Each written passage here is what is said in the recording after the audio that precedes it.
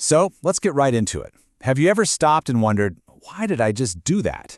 You know, those moments where you react in a way that feels automatic, almost like someone else is at the wheel. Well, today we're going to pull back the curtain on that unseen driver, your subconscious mind.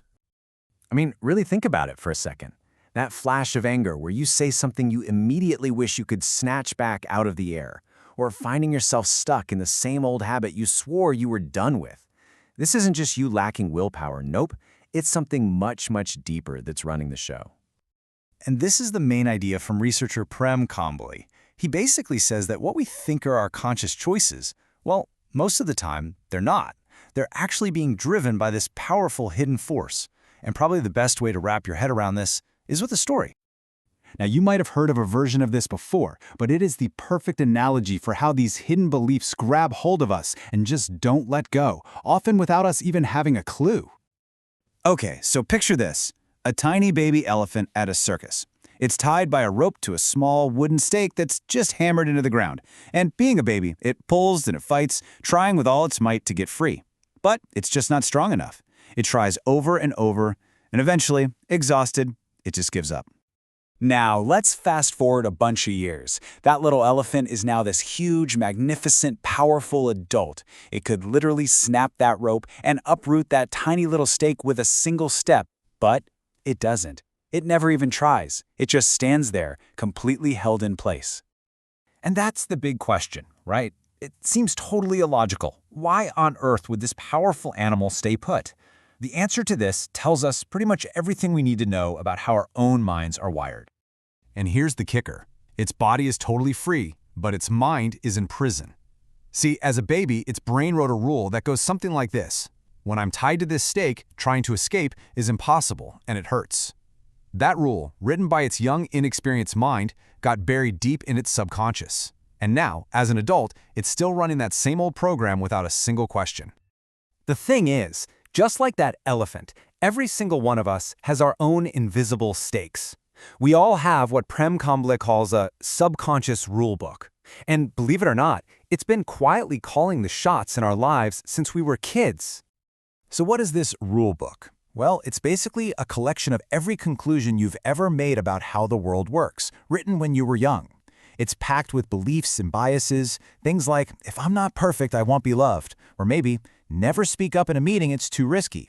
And these rules operate completely on autopilot, way below our conscious radar.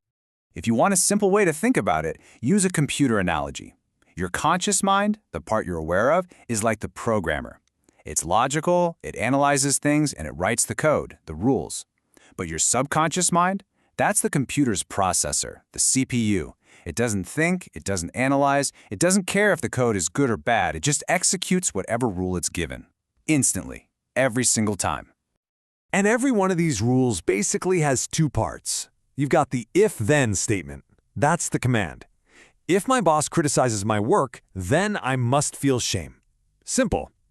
But behind that is the because, the original reason the rule was written. Because when I was little, I was taught that any criticism meant I was a bad person. The problem is, as we get older, we totally forget the because, and we're just left with the automatic, powerful if-then reaction. And this, right here, is the fundamental bug in our human operating system. The programmer who wrote most of the code that runs your adult life was you as a 5-year-old or a 7-year-old, a kid with a very limited, sometimes totally bonkers understanding of the world. And yet, that same code is still influencing your career, your relationships, your whole life. Okay, let's see one of these hidden rules in action right now. I want you to listen carefully to this riddle. A father and son are in a terrible car accident. The father dies at the scene, the son is critically injured and rushed to the hospital. He's taken into the operating room, and the top surgeon in the city comes in, takes one look at the boy and says, "I cannot operate on this boy, he is my son." So, who is the surgeon? Go on, take a second. The surgeon was his mother. Now, if you hesitated for even a moment, or if your brain kind of short-circuited trying to figure that out, you just bumped into one of your own hidden rules. You experienced a paradigm. Your mind probably has a deeply ingrained, subconscious rule that says top surgeon equals man. That little moment of confusion, that's a paradigm perfectly in action. It's an assumed rule that's buried so deep we don't even know we have it, and it silently shapes our reality, sometimes blocking us from seeing the obvious truth that's sitting right in front of our faces. So if we're all walking around being run by this buggy, outdated software, what in the world can we do about it? Well, the first step isn't trying to change anything. It's much simpler. It's just becoming aware of the code in the first place. Here's a really simple exercise you can try.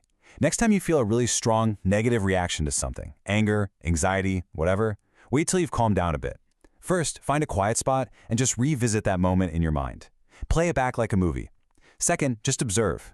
What thoughts are popping up? And what are you feeling in your body? Is there a tightness in your chest? A pit in your stomach? And third, and this is the most critical part, just acknowledge it. Don't judge it, don't try to push it away. Just let yourself feel that thought or that sensation without needing to react. And it's super important to remember, the goal here is not to fix yourself. All you're doing is dragging that unconscious, automatic reaction out into the light of your conscious awareness. Just by observing the program run without judgment, you start to create a little space between you and the reaction. That simple act is what begins to loosen the grip of these old rules over time. Now, this whole idea isn't just about you. Once you start to understand your own hidden rulebook, it will completely transform how you see other people. You have this massive realization that other person who's driving you crazy, they're a puppet too. They're also being controlled by their own childhood rulebook. When they overreact or act irrationally, it's probably not about you. It's likely an automatic reaction to some subconscious trigger, a hidden pain point they might not even know exists. And this knowledge gives you an incredible choice. Your default reaction might be anger because you assume they're trying to be a jerk. But the informed reaction is different. It's almost a gentle amusement, a curiosity.